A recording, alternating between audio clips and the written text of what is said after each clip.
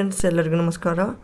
ಇವತ್ತಿನ ಈ ಒಂದು ಸೆಷನಲ್ಲಿ KPC ಮುಖಾಂತರ ಕಂಡಕ್ಟ್ ಮಾಡಲಾದ ಕಮ್ಯುನಿಕೇಷನ್ ಪೇಪರ್ ಅಥವಾ ಸಂವಹನ ಪತ್ರಿಕೆ, ಈ ಒಂದು ಪತ್ರಿಕೆಯಲ್ಲಿನ ಕಂಪ್ಯೂಟರ್ ನಾಲೆಜ್ ಈ ಒಂದು ವಿಷಯದ ಕ್ವಶನ್ಸ್ಗಳನ್ನು ಇಲ್ಲಿ ಡಿಸ್ಕಸ್ ಮಾಡೋಣ. ಫ್ರೆಂಡ್ಸ್, ಈ ಒಂದು ಪತ್ರಿಕೆಯು 2023ಯಲ್ಲಿ ಕಂಡಕ್ಟ್ ಮಾಡಲಾಗಿದ್ದು, ಸೊ ಇದು ಮುಂಬರುವ ಎಲ್ಲ ಒಂದು ಸ್ಪರ್ಧಾತ್ಮಕ ಪರೀಕ್ಷೆಗಳಿಗೂ ವೆರಿ ಇಂಪಾರ್ಟೆಂಟ್. ಓಕೆನಾ? ಸೊ ಈಗ ನಾವು ಈ ಕಂಪ್ಯೂಟರ್ ಕ್ವಶನ್ಸ್ಗಳನ್ನು ಬೆಟರ್ ನಾವು ಕನ್ನಡಕ್ಕಿಂತ ಇಂಗ್ಲೀಷ್ ಸೆಕ್ಷನಲ್ಲಿ ಡಿಸ್ಕಸ್ ಮಾಡೋಣ. Let's go to first question.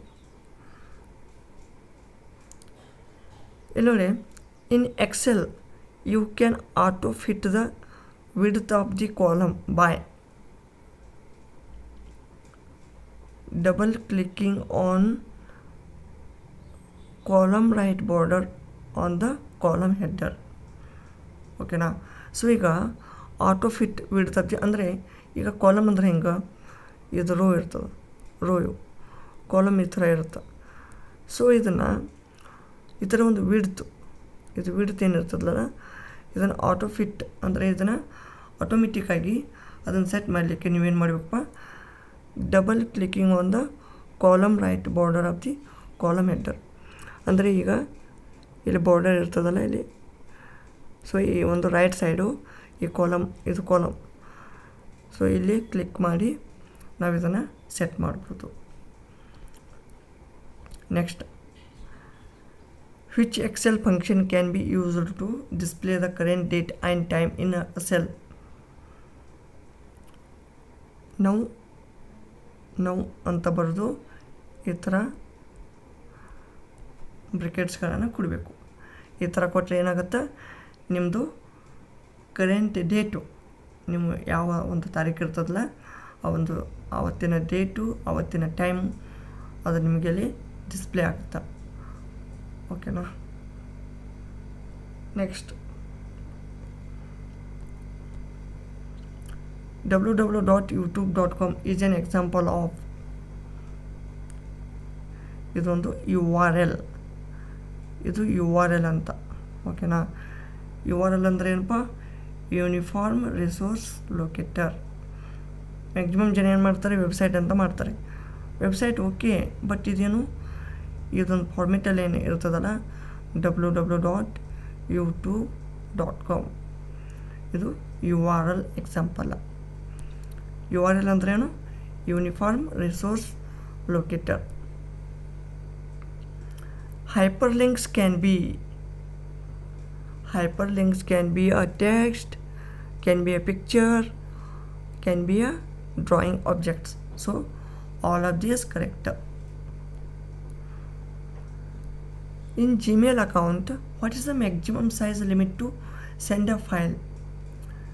ಇದು ವೆರಿ ಕಾಮನ್ ಕ್ವೆಶನ್ ಮತ್ತು ಇಂಪಾರ್ಟೆಂಟ್. ಈಗ ನಾರ್ಮಲಾಗಿ ಎಲ್ಲರೂ ಜಿಮೇಲಲ್ಲಿ ಒಂದು ಪಿಕ್ಚರ್ಸು, ಒಂದು ವಿಡಿಯೋಸು ಏನಾದರೂ ಸೆಂಡ್ ಮಾಡ್ತಾ ಇರ್ತೀರ. ಅದರಲ್ಲಿ ಒಂದು ಲಿಮಿಟೆಡ್ ಒಂದು ಸೈಜ್ ಇರ್ತದೆ. ಸೊ ಆ ಒಂದು ಲಿಮಿಟೆಡ್ ಸೈಜ್ ಎಕ್ಸ್ಟೆಂಡ್ ಆದರೆ ಅದು ಆ ಒಂದು ಫೈಲ ಸೆಂಡ್ ಮಾಡಲಿಕ್ಕೆ ಆಗೋದಿಲ್ಲ. ಸೊ ಆ ಒಂದು ಲಿಮಿಟ್ ಏನಿದೆಯಪ್ಪ ಅಂದ್ರೆ 25 MB. 25 MBಕ್ಕಿಂತ ಹೆಚ್ಚಿಗಿದ್ರೆ ಅದು ಸೆಂಡ್ ಆಗಲ್ಲ. Which of the following shortcut key is used to start a presentation from the current slide? Shift plus F5 ಅಂತ ಒಂದು ಅದನ್ನು ನೀವು ಕ್ಲಿಕ್ ಮಾಡಿದ್ರೆ ಅಂದರೆ ಆಟೋಮೆಟಿಕ್ ಏನಾಗುತ್ತೆ, ಆ ಒಂದು ಸದ್ಯದ ಸ್ಲೈಡ್ ಏನಿರ್ತದೆ ಈ ಥರ ಸ್ಲೈಡ್ಸ್ ಇರ್ತಾವೆ. ಈಗ ನೀವು ಸದ್ಯಕ್ಕೆ ಇಲ್ಲಿದ್ದರಿಪ್ಪ, ಈ ಒಂದು ಸ್ಲೈಡ್ ವ್ಯೂ ಆಗಿತ್ತು, ಆವಾಗ ಇಲ್ಲಿಂದ ಏನಾಗುತ್ತೆ, ಆ ಒಂದು ಪ್ರೆಸೆಂಟೇಷನ್ ಸ್ಟಾರ್ಟ್ ಆಗ್ತದೆ. What is the use of notes in slides? This is just a note about the slide. ಆ ಒಂದು ಸ್ಲೈಡ್ ಬಗ್ಗೆ ಕೆಲವೊಂದು ಮಾಹಿತಿ ಸಲುವಾಗಿ ಇರ್ತದೆ. The key sequence for the word ಪದಾರ್ಥಗಳನ್ನು ಇನ್ ನುಡಿ 5.0 ಏಕಭಾಷಾ ವರ್ಷನ್ ಈಸ್ ಇದು ವೆರಿ ವೆರಿ ಇಂಪಾರ್ಟೆಂಟ್ ನೋಡಿ. ನುಡಿ ಬದಲು ಒಂದು ಅಟ್ಲೀಸ್ಟ್ ಒಂದಾದರೂ ಒಂದು ಕ್ವಶನು ಗ್ಯಾರಂಟಿ ಇರ್ತದೆ. ಸೊ ಇಲ್ಲಿ ಕರೆಕ್ಟ್ ಆನ್ಸರು ಪದಾರ್ಥಗಳನ್ನು. ಓಕೆನಾ, ಇದು correct answer.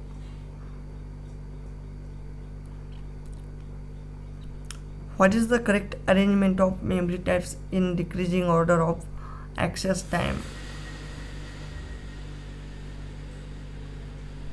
Hard disk, main memory, cache. ಇದು ಒಂದು correct order on access time. Next, cache is the fastest memory and it is a temporary memory. Dynamic RAM consumes dash power and is a dash as compared to static RAM, more and slower. Dynamic RAM consumes more power and is slower as compared to static RAM.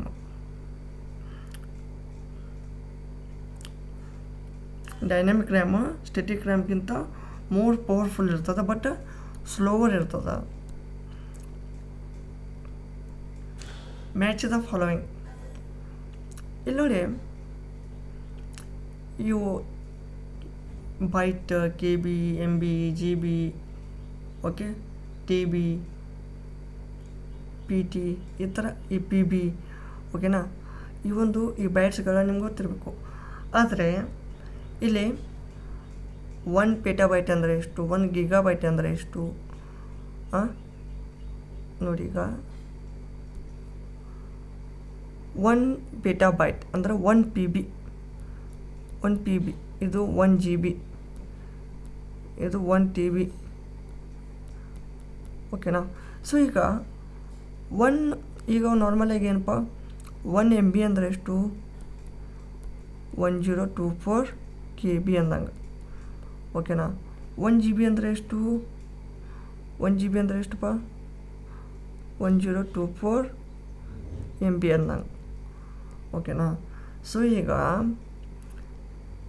ನೀವು ನೋಡ್ಬೋದು, ಈಗ ಏನು ಕೇಳಿದರೆ 1 petabyte ಅಂದರೆ 1 P B. 1 P B ಅಂದರೆ ಎಷ್ಟು ಬರ್ತದೆ, 1 P B ಅಂದರೆ ಏನಪ್ಪ, ಇಲ್ಲಿ ನೋಡಿ, 1 ಪಿ ಬಿ ಅಂದರೆ 1024 × 1024 ಪೆಟಾಬೈಟ್ಸ್. ನೆಕ್ಸ್ಟ್ 1 ಗಿಗಾಬೈಟ್ ಅಂದರೆ 1 ಜಿ ಬಿ.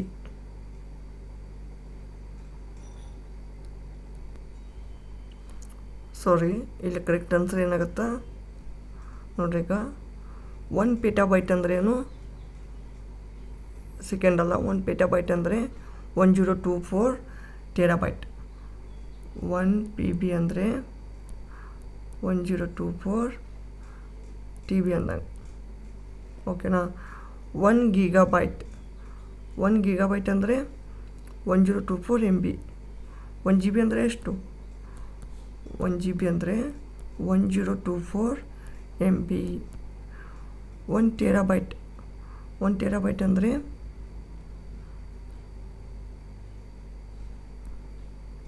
1 ಟೆರಾಬೈಟ್ ಅಂದರೆ ಇದು ಆಪ್ಷನ್ ನಂಬರ್ 3, 1024 × 1024 ಎಮ್ ಬಿ. 1 ಜೆಟಾಬೈಟ್ ಅಂದರೆ 1024 ಪೆಟಾಬೈಟ್ಸ್.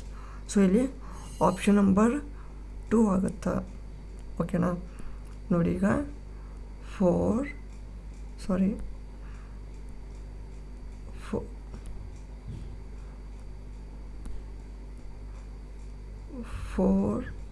1 2 3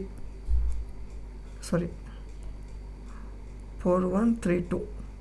So option number 2 correct. Next, in MS Word, to use the spelling and grammar option, one has to click on the dash tab and within the dash group click on spelling and grammar. Review and proofing. the symbol that is generally used in the formula to specify about the fixed column and row is $. ಇದು ಬರ್ತದೆ ಈ ಥರ.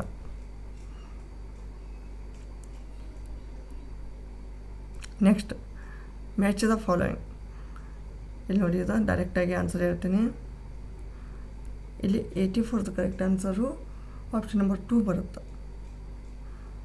Option 2 correct.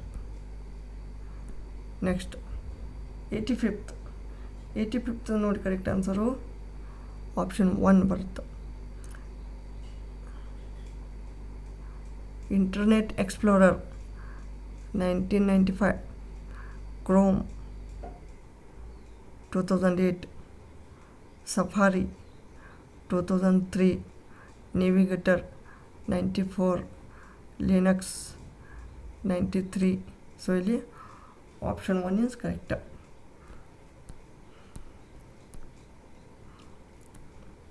Which of the following is true. ಇಲ್ಲಿ 4 statements ಇದ್ದಾವೆ. ಇದರಲ್ಲಿ ಯಾವುದು true ಇದೆ? Mail server receive and store email messages in mailbox by using protocol called POP or POP3 or IMAP. So option 2 is correct. Which of the following is not an EDI standard? TCP or IP? Is correct. Which of the following protocol is used for uploading and downloading the files? FTP. Next, email header is comprised of which of the following fields? 2 ಇರುತ್ತೆ, CC ಇರುತ್ತೆ, BCC ಇರುತ್ತೆ. So option 4 is correct. ನೀವು ನೋಡಿರ್ಬೋದು, ಈಗ ಯಾರಿಗಾದ್ರೂ ಒಂದು ಮೇಲ್ ಕಳಿಸುವಾಗ 2 ಅಂತ ಇರುತ್ತೆ, CC ಇರುತ್ತೆ, BCC ಇರುತ್ತೆ.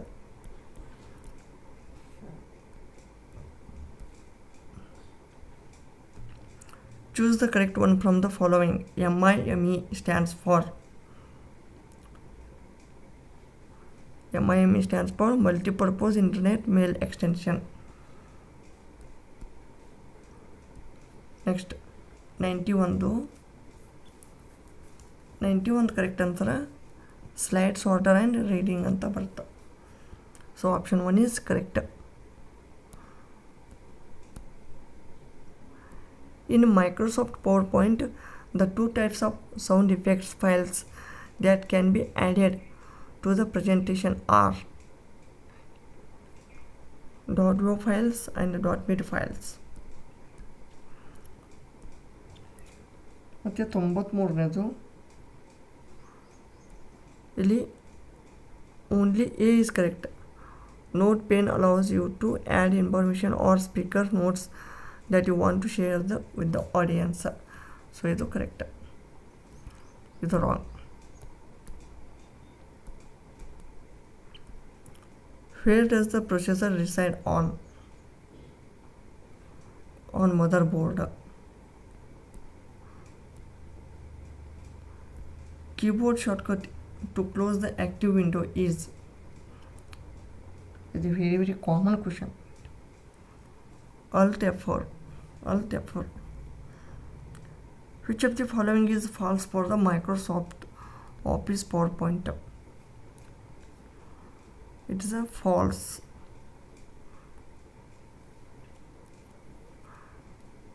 Control plus P shows the printing option. Okay now. Next shift is correct ಇದೆ. Shift plus F5 ಹೊಡೆದ್ರೆ ಕರೆಂಟ್ ಸ್ಲೈಡ್ ಇದು ಆಗುತ್ತೆ. ಶಿಫ್ಟ್ ಪ್ಲಸ್ F5 ಹೊಡೆದ್ರೆ ಕರೆಂಟ್ ಸ್ಲೈಡನ್ನು ಅಲ್ಲಿಂದ ಸ್ಟಾರ್ಟ್ ಆಗುತ್ತೆ. Next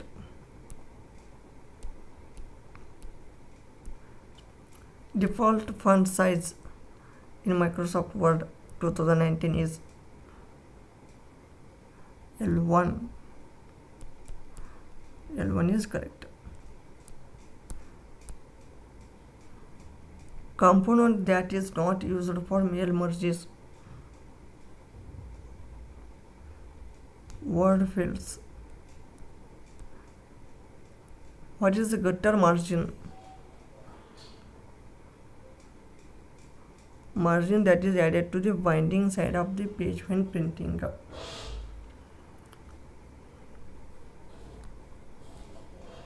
Last question. The AutoSum feature sums the cell values.